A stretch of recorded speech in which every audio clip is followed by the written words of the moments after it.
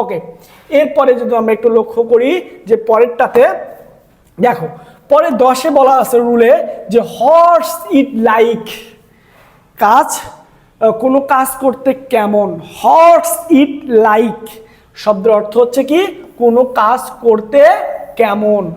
এখানে কমন বিষয়টা একটু শর্ট টেকনিকটা আমরা লক্ষ্য করি। দেখো এইখানে ভার্বের সঙ্গে কি হয়েছে, আইএনজি হয়েছে এবং লাস্টে একটি কোশ্চেন মার্ক এসেছে।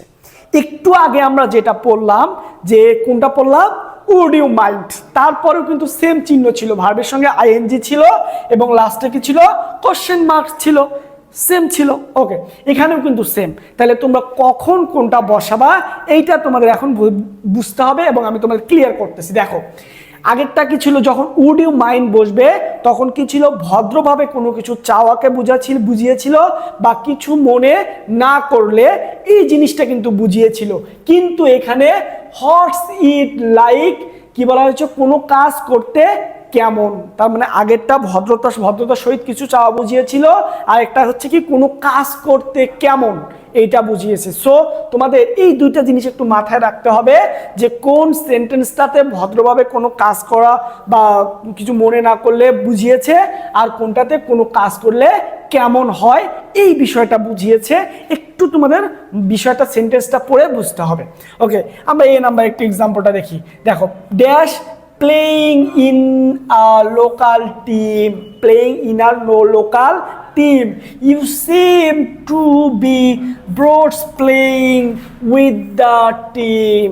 দেখো একটু লক্ষ্য করো, এখানে তুমি কি মনে করো যে ওই টিমটাতে খেলে বা কিভাবে তুমি বোর্ড করো ওই টিমটাতে খেলে, এটা বুঝিয়েছে। ওকে, সো তার আগে অবশ্যই ভার্বের সঙ্গে আইএনজি আছে এবং লাস্টে কি আছে, কোশ্চেন মার্কস আছে।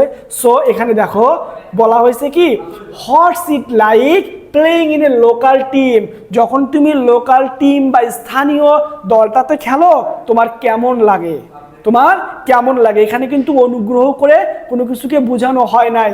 আর এখানে দেখো এই যে এই সেন্টেন্সটা একটু পড়ে তোমরা বুঝতে পারবা যে এখানে কি অনুগ্রহ করে কোনো কিছু বোঝানো হয় নাই, এখানে কেমন লাগে, কাজটি করতে তোমার কেমন লাগে, ওই স্থানীয় দলটাতে তোমার খেলে কেমন লাগে, এই বিষয়টা এখানে উঠে এসেছে।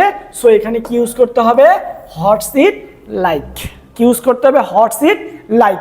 আশা করি বুঝতে পারছো। ওকে, এরপরে যদি আমরা একটু লক্ষ্য করি পরেরটাতে কি বলা হয়েছে, পরেরটাতে দেখি আমরা, পরেরটাতে বলা হয়েছে কি, হট ইফ, কি হবে, কি হবে, হট ইফ কি হবে। একটু লক্ষ্য করো, দেখো শর্টকাট টেকনিকটা একটু লক্ষ্য করি আমরা। Hot if plus subject plus verb plus কি, কোশ্চেন মার্কস, কি বলা হয়েছে, কোশ্চেন মার্কস। ক্লিয়ার?